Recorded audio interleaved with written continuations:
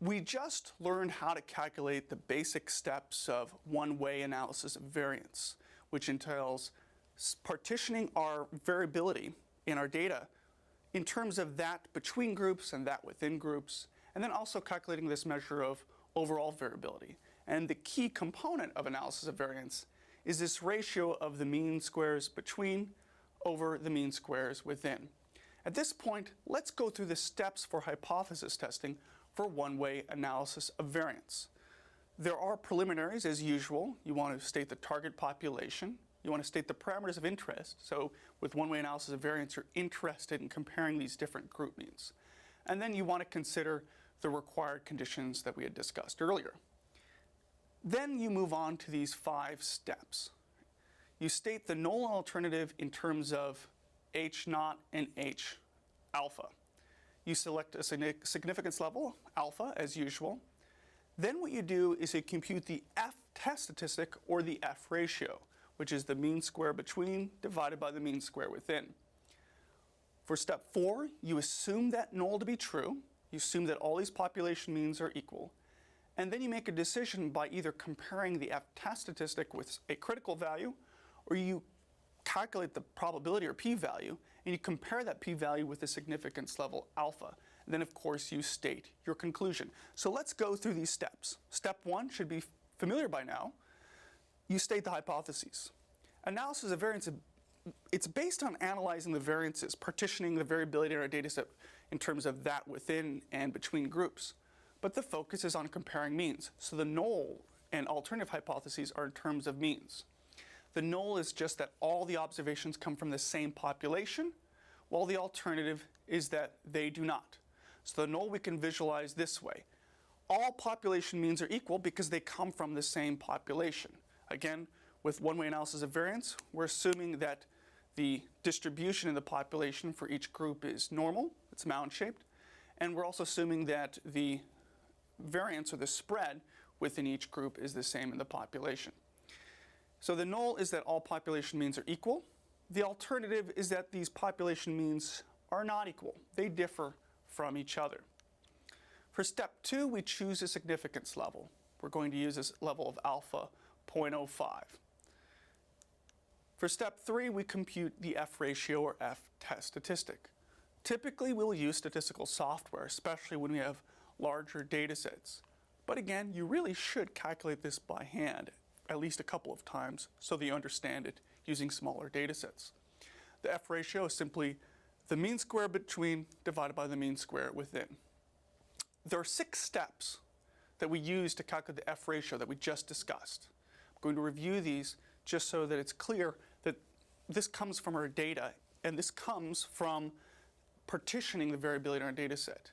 We find the overall mean, sometimes called the grand mean, and then we find the group means, sometimes called the conditional means.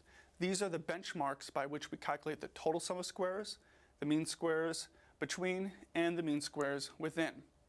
Then for step 2, we calculate the total sum of squares, then we calculate the within sum of squares and the between sum of squares. Once we have these sum of squares, we divide each by the respective degrees of freedom, so we have the total between and within mean squares. Then we divide the mean squares between by the mean squares within. That's the F ratio, and that gives us an idea of the extent to which our data cluster around these groups. Again, if the mean square between is relatively larger than the mean square within, meaning if the F ratio is really large, that suggests most of our variability is in terms of differences across groups rather than between individuals within groups. Right? I'll repeat that again. If the F ratio is very large, it suggests that more of our variability is across groups rather than within each group. The F test statistic, or the F ratio, it lies on a probability distribution, which we call the F distribution model. This is just like what we've talked about before in terms of the t test statistic. It lies on the t distribution. The chi-square test statistic lies on the chi-square distribution. Well, we have something called the F distribution model. This is just a theoretical probability distribution that we use to make statistical inferences. The F distribution, it varies depending on the degrees of freedom between and the degrees of freedom within.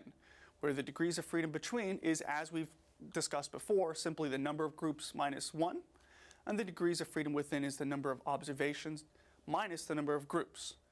In our notation, we typically refer to the number of groups as k and the number of observations as n. In essence, the F distribution is a function of the amount of information we have independently for those between groups and those within groups. The sort of shape of the F distribution model, it varies quite a bit depending on these two degrees of freedom. But it's positive or 0, meaning the F distribution model, it ranges from 0 to positive infinity. That should make sense, because the way we've calculated the mean squares between and the mean squares within, that ratio, it's not going to be negative. Right? You're always going to have positive variability, or at the worst case scenario, you're going to have 0 variability. But it's always going to be 0 to positive infinity. It's called the F distribution model because it was invented by a statistician who wanted to name a distribution after one of the founders of statistics, R.A. Fisher. So Fisher, his last name begins with the letter F, and this statistician thought, okay, I'll honor Fisher by calling this the F distribution. That's how you know you've made it in statistics, when you have a distribution named after you. Let's look at the varieties of the F distribution model. We can use statistical software to examine how this probability distribution changes depending on the number of degrees of freedom between and the number of degrees of freedom within groups. Again, these degrees of freedom, they just reflect the number of groups we have and the number of individuals, or the total sample size we have. And you can see the distribution changes a bit, right? We use this probability distribution and the F ratio to make inferences. We can compare this F test statistic with some critical value. In that particular route, if this F test statistic is greater than or equal to the critical value, then we can reject the null, that all the means in the population are equal. The null hypothesis implies that the F ratio equals 1. That the mean squares between equals the mean squares within. We calculate this critical value, which we call F subscript alpha. We can use tables, but we will typically use statistical software. And again, the critical value, F alpha, depends on the level of alpha, but also depends on the degrees of freedom, both between and within sum of squares. Right?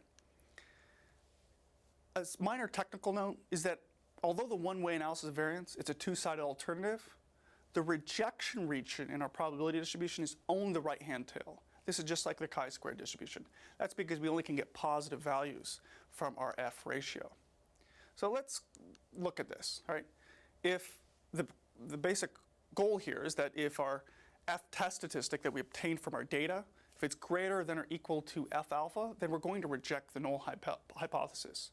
So if we set alpha to 0.05 using convention, we have a degrees of freedom of 2 and a degrees of freedom, degrees of freedom between of 2, and the degrees of freedom within is 9. So our critical value is going to be 4.26, and we can plot this. Right? This is what the F distribution model looks like with 2 degrees of freedom between and 9 degrees of freedom within. So 2 between, 9 within. We can see that that's our critical value, and then we have this rejection region. That's just the area under which, if our F test statistic lies in that region, then we can reject the null hypothesis. Right? So in our case, our F test statistic is off the charts.